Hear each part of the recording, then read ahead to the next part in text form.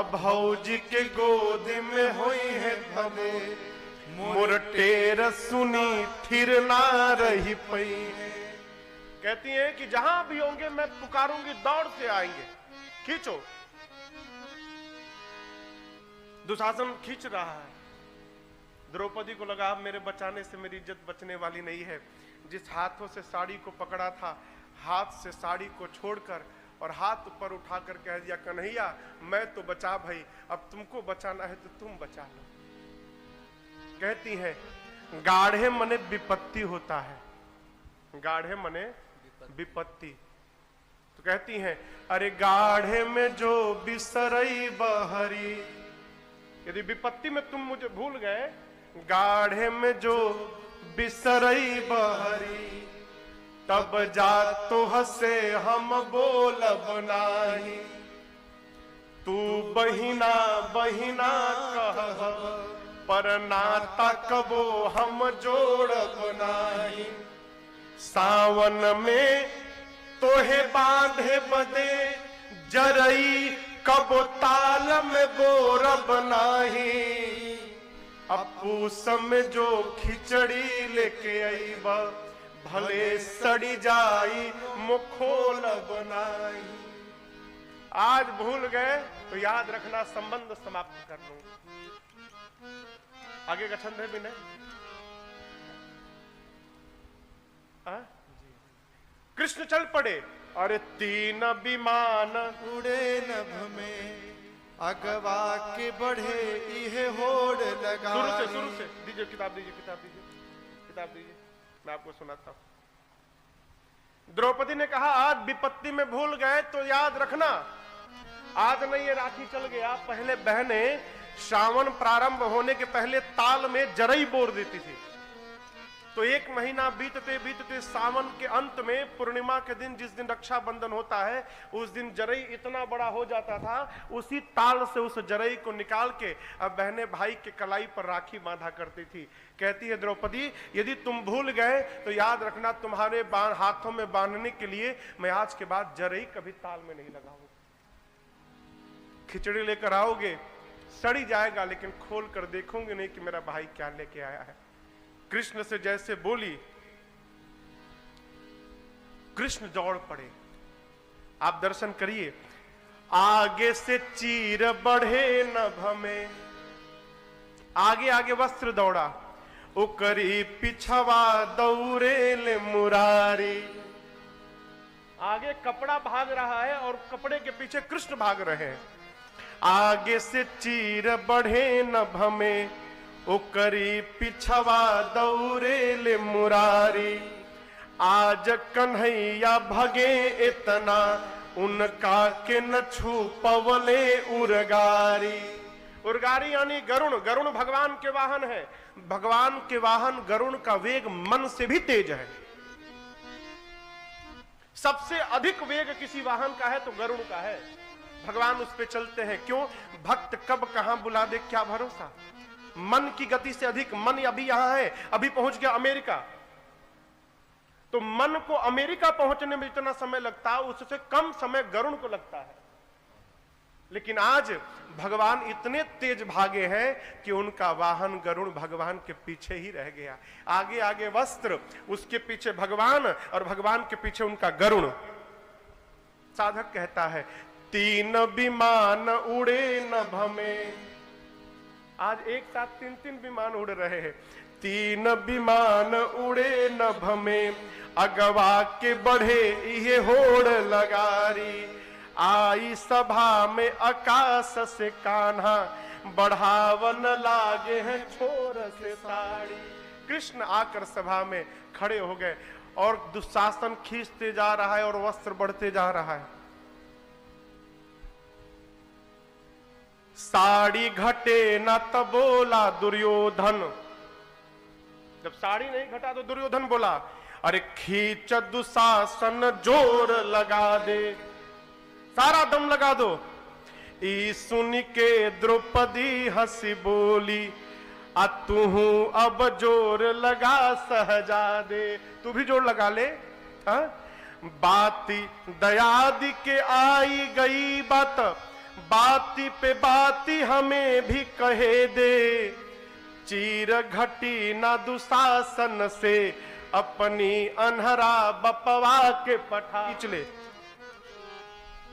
खींच रहा है दुशासन, खींचते खींचते थक गया। कृष्ण एक ओर से साड़ी बढ़ा रहे हैं, दूसरी ओर से द्रौपदी को देख रहे हैं। कह रहे बहन मैं आ गया हूं। आके कन्हैया कहे बहिना, काहे बोलत नहीं खे कोहाइल बाड़ी। क्यों नहीं बोल रही हो तुम? राही में ना पनियो पियनी, मैं पानी भी नहीं पिया हूं, तनी देख हमें कि घमाइल बानी। मुझे धूप लग गया है, तुम्हारे लिए मैंने कहीं विश्राम भी नहीं किया, पानी भी नहीं पिया। बाहन बा अब ही मोर पाछे, मो पैदल धावल आवत बानी। वाहन पीछे है, अभी मैं पैदल आया हूं।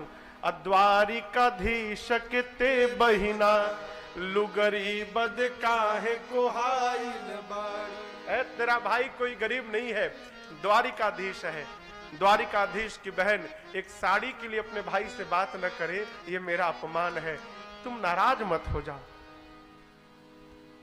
कृष्ण कहते हैं खींचे दे साड़ी मो देखत बानी।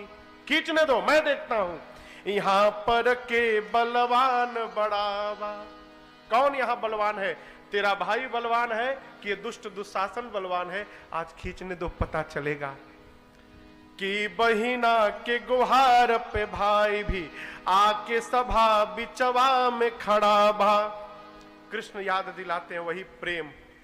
फारी के तू बन्हली सरिया, अब ही अंगुरी में निशान पड़ा बा। और एक बात कहूं, सूद में ढाकब लाज तुहार, मूल तुहार पड़ा का पड़ा। तुम्हारी लज्जा बचा दूंगा, तुम्हारा कर्ज भाई के ऊपर जीवन भर बना रहेगा, वो कर्ज उतरने वाला नहीं। जनक जी महाराज प्रेम देकर चक्रवर्ती जी को पूरे बारात के साथ रोके हैं। एक दिन सतानंद जी, गुरुदेव भगवान वशिष्ठ जी और विश्वामित्र जी जाकर महाराज जनक से कहे, महाराज बहुत हो गया, अब आप चक्रवर्ती जी को यहां से विदा करिए। जनक जी मंत्रियों को बुलाकर कहें कि जाकर निवास में सूचना दीजिए कि बेटियों को विदा करने की तैयारी प्रारंभ करें। क्यों? अवधनाथ चाहत चलन, भीतर करहु जना। भीतर जाकर बताइए कि अयोध्यानाथ महाराज दशरथ अब जाना चाहते हैं, तैयारी हो।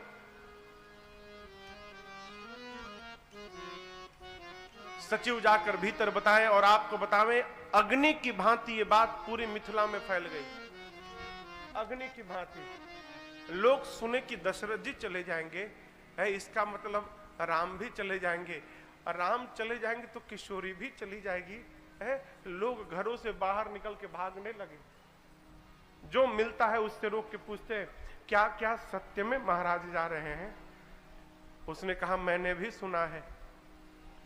सूचना मिलने के बाद आपको बतावें, प्रातः काल सूर्योदय के समय कमल का पुष्प जो खिलता है और सूर्यास्त के बाद जैसे कुम्हिला जाता है, लोगों के चेहरे उतर गए। जल से निकलने के बाद जैसे मछली तड़पने लगे, छटपटाने लगे, लोग एक दूसरे को पकड़ के रोने लगे।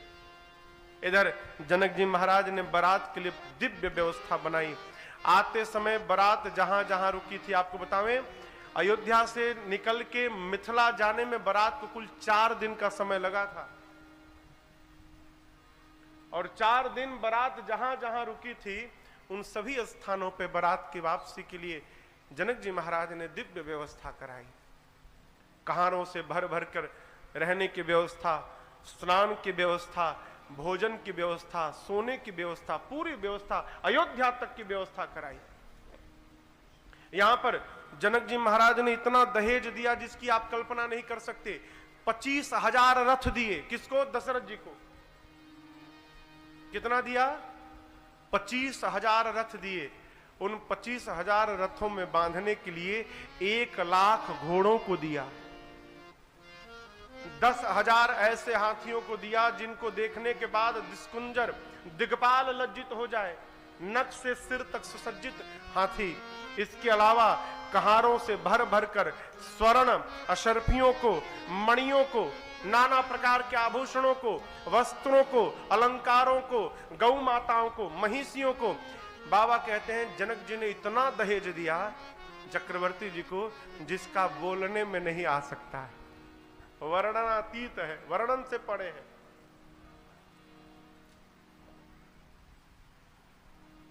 माताएं चारों बेटियों को सजाकर गोद में बिठाकर और उनको नारी धर्म का उपदेश करती हैं। सबसे पहले तो आशीर्वाद देती है। क्या है? देखिए, कोई जब सज धज कर तैयार होता है ना और मन को भा जाता है ना, तो मुख से भले आशीर्वाद न निकले, रोम के एक एक छिद्र से आशीर्वाद निकलने लगता है। माताएं बेटियों को आशीर्वाद देती हैं। क्या? होए हो संतत पियहि पियारे, होए हो संतत पियहि पियारे, चिरु अहि बात अशीष हमारे, चिरु अहि बात अशीष हमारे।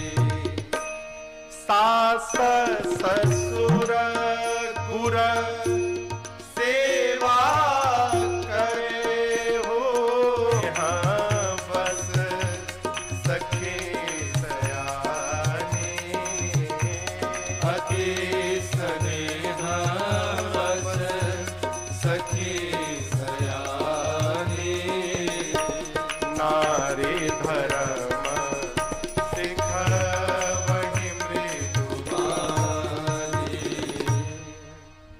माताओं ने सबसे पहले आशीर्वाद दिया। क्या दिया? होए हो संतत। संतत मतलब सदैव। क्या होना? पियहि पियारी। आप अपने पति को सदैव प्रिय होना। अहि बात अशीष हम आपको आशीर्वाद देते हैं, आपके सिर का सिंदूर सदैव अखंड बना रहे, ये हम आपको आशीर्वाद देते हैं। अब यहां पर आप दर्शन करिए, माताओं ने सबसे पहले कहा क्या? हो येहु संतत पियहि पियारी। आप अपने पति को सदैव प्रिय होइएगा। सीता मैया ने सिर ऊपर कर लिया। कहा मां, आपने तो ये तो कह दिया कि पति को प्रिय होना, क्या हम करेंगे कि पति हमको प्रेम करेंगे? व्यवहार क्या होगा? तो अब अगली लाइन में, पंक्ति में मां व्यवहार बताती है कि तुम्हारे पति तुमको कब प्रेम करेंगे, ये करना। क्या? सास ससुर ससुर गुर इनकी सेवा करे हो, और पति रुख लखी आयसु अनुसरे हो। सास ससुर श्रेष्ठ जनों की सेवा करिएगा। और बेटी, अपने पति के आंखों को देखकर समझ जाइएगा कि आपके पति आपसे कैसा व्यवहार चाहते हैं। बोलने के बाद नौकर करता है। आप घर से में बाहर से आए और यदि आपको पानी के लिए मुंह खोलकर मांगना पड़ रहा है कि पानी लाओ, इसका मतलब वो नौकर है, आपका अपना प्रेमी नहीं है। प्रेमी होगा ना तो प्रेम में बोलने की आवश्यकता नहीं है, प्रेम में तो आंखें ही सब बोल देती हैं। कहती है माताएं, पति रुख लखी जनों की सेवा करने का स्वभाव लगाइए। नौकर हो उसके बाद भी अभी पिछली कथा में बात आई थी, हम अपने बच्चों को बचपन से अपाहिज बना रहे हैं। देखिए, मैं नौकरों के खिलाफ नहीं हूं, सेवक रहने चाहिए, लेकिन अब आप कल्पना करिए, जो अपने सोए हुए बिस्तर को ठीक नहीं कर सकता, वो अपना भविष्य क्या खाक ठीक करेगा? नहीं समेट पा रहा है, वो अपना भविष्य ठीक कर पाएगा? आदत बदलवाइए, बच्चों को बचपन से आदत लगाइए, स्वावलंबी बने। स्वावलंबी रहेंगे ना तो वन में भी रहेंगे तो मंगल रहेगा, किसी पर आश्रित नहीं रहना पड़ेगा। भारत का अंतिम मुगल शासक बहादुर शाह जफर द्वितीय अंग्रेज गुलाम बना के लेके चले गए। जानते हैं क्यों? सत्य घटना है। बहादुर शाह जफर को अंग्रेजों ने महल पर धावा किया और अब गुलाम बना लिया। भागने के लिए बहुत समय था, भाग सकता था, नहीं भागा। पूरे सेवक भाग गए, वो नहीं भागा। क्यों? जूता पहनाने वाला कोई नहीं था पांव में। सामने जूता रखा था उसका सामने, लेकिन आदत थी कि जब तक कोई सेवक आके उसका पांव उठा के पांव में जूता न डाले तब तक राजा साहब चलते नहीं थे। जूता पहना, बचपन में जो आदत लग जाएगी ना, वही आदत 55 के बाद भी चलेगी। बेटा, किसी को भी अपना बनाने का दो उपाय, या तो उसके लिए इतना कर दीजिए कि वो आपका बन जाए। पहला उपाय क्या है गज्जू भैया? या तो उसके लिए इतना कर दीजिए कि वो आपका बन जाए, और यदि के अलावा तीसरा कोई उपाय नहीं। सेवा। माताएं नारी धर्म का उपदेश करती हैं, सखियां उपदेश करती हैं। इधर चक्रवर्ती जी ने राम जी से कहा, राम आप जाकर अपनी सासू मैया से विदा लेकर आइए। राम जी भाइयों के साथ चले, और जैसे राम जी चले, रनिवास में पूरे जनकपुर में सूचना फैल गई कि चारों दूल्हा रनिवास की ओर बढ़ रहे हैं। माताएं अपने अपने घरों से दौड़ पड़ी, जैसे दरिद्र खजाना देखने के लिए दौड़े, लूटने के लिए दौड़े, जनकपुर की स्त्रियां दौड़ पड़ी। और आपको एक दृश्य का दर्शन कराऊं, दौड़ रही हैं और आपस में बात कर रही हैं। कहती है, सखी राम जी का दर्शन हम लोग के लिए कैसा है? उसने कहा, राम जी का दर्शन हम लोग के लिए उसी प्रकार है जैसे कोई नरक जाते जाते बैकुंठ चला जाए। नरक उसी प्रकार हम लोग के लिए राम जी का दर्शन है। एक ने कहा, कोई मर रहा हो और मरते समय उसके मुख में अमृत की बूंद पड़ जाए, उसी प्रकार हम लोग तो जीवन के ताप से मर ही रहे थे, लेकिन हमारा उद्धार करने के लिए राम जी का दर्शन रूपी अमृत मिलने वाला है। हमसे बड़भागी संसार में कोई नहीं है। माताएं पहुंची रनिवास में, सखियां चारों भाइयों को उबटन लगाती हैं, स्नान कराती हैं, दिव्य भोजन वस्त्र आभूषण से सजाती हैं, खटरस भोजन कराती हैं। और उसके बाद जब भोजन वोजन राम जी कर लिए तो समय जानकर, अवसर जानकर हाथ जोड़कर मां सुनैना से बोले, मां राऊ अवधपुर चाहत सिधाए, विदा होन हम यहाँ पठाए। राम जी क्या बोले? मां राऊ, राऊ मने राजा। ये नहीं कहे कि मेरे पिताजी वापस जाना चाहते हैं।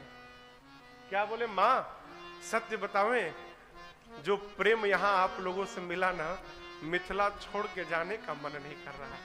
न मेरा कर रहा है, न मेरे पिताजी का कर रहा है। लेकिन मेरे पिताजी तो नहीं जाना चाहते, मेरे जो पिताजी हैं वो नहीं जाना चाहते। लेकिन जो अयोध्या का राजा है ना, राजा का कुछ कर्तव्य होता है, वो राजपद मेरे पिताजी को जाने पर विवश कर रहा है। अयोध्या का राजा यहां से जाना चाहता है। ये नहीं बोले कि मैं जाना चाहता हूं, पिताजी जाना चाहते। कौन जाना चाहता है? राव। राव अवधपुर चाहत सिधाए। विदा मांगने के लिए हमको आपके पास भेजा है। मां एक बात कहूं, सीता आपकी बेटी है मां, मैं आपका दामाद हूं।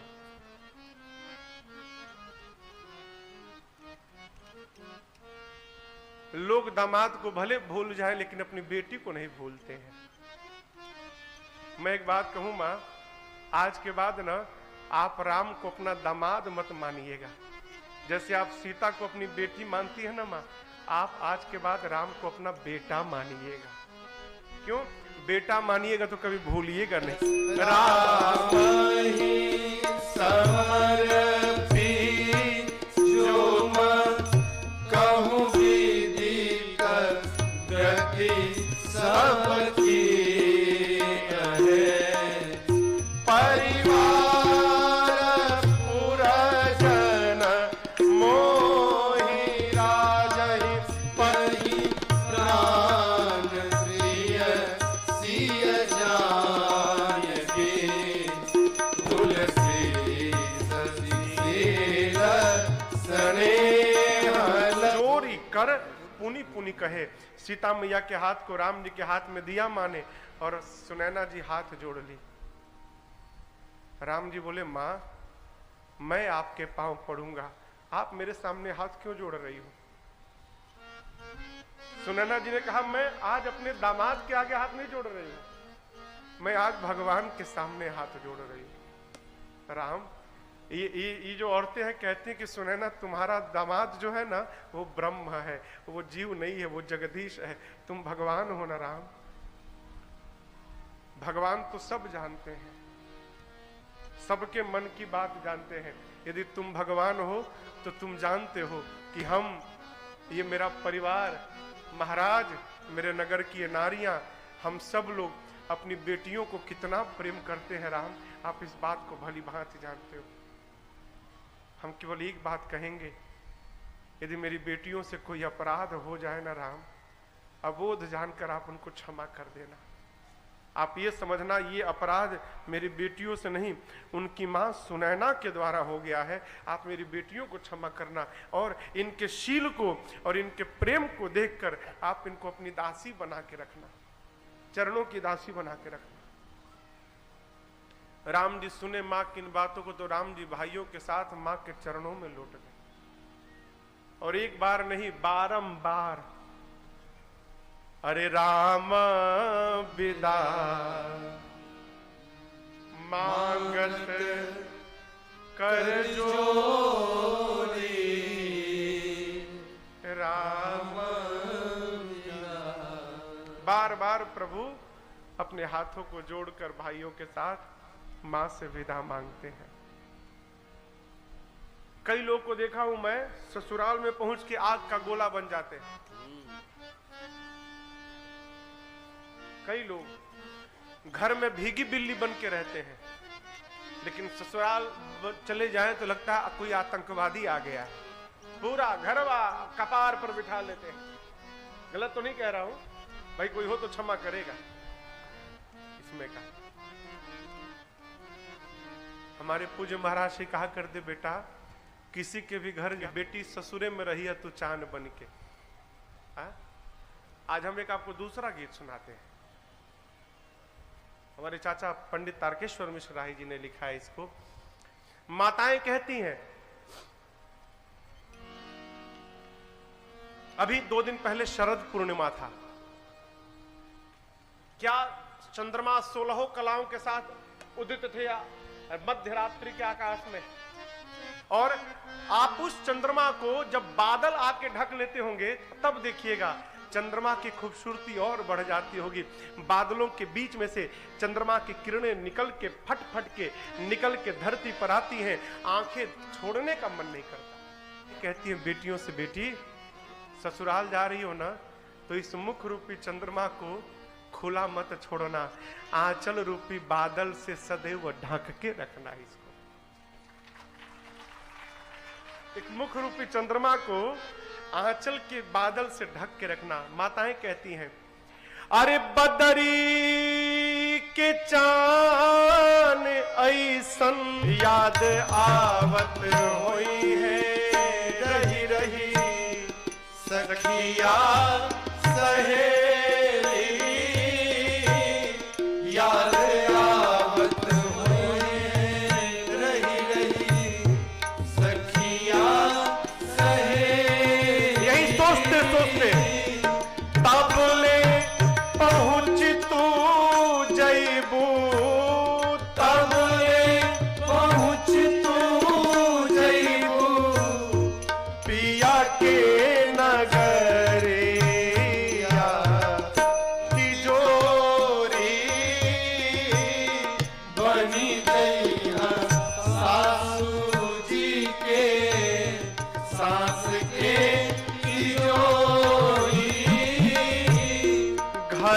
बार निहारे तो हके जाहु ससुराल से। धान का पौधा जहां निकलता है वहां बड़ा नहीं होता, थोड़ा थोड़ा इतना बड़ा होता है तो लोग उसको उखाड़ के और दूसरे जगह लगा देते हैं। बेटी का जीवन भी ऐसा है। माताएं कहती हैं, बेटी बेटी के जन्म कैसन रचले विधाता, बेटी के जन्म कैसन रचले विधाता। धान जो बोआता कतही सुहागिन बहुरिया, जाहु ससुराल मेरी हो। जाहो ससुरार बेटी ओढ़ी के चुनरी। माताओं ने चारों बेटियों को नारी धर्म का पावन उपदेश दिया है। सीता जी जब चली ना, आपको बतावें, मैया सोने के पिंजड़े में तोता मैना को रखी थी। सीता जी को जाते देख तोता मैना व्याकुल हो गए, फड़फड़ाने लगे, बोले हमको इस सोने के पिंजड़े में नहीं रहना, हमको अपनी किशोरी के साथ रहना है, हमको बाहर निकालो यहां से।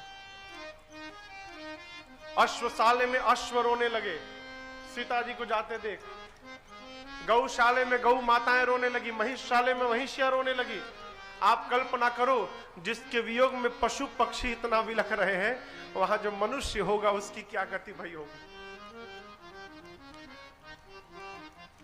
जनक जी महाराज परम विरक्त हैं, रहे करा कहावत परम विरागी। महाराज जनक राग प्रेम से ऊपर है।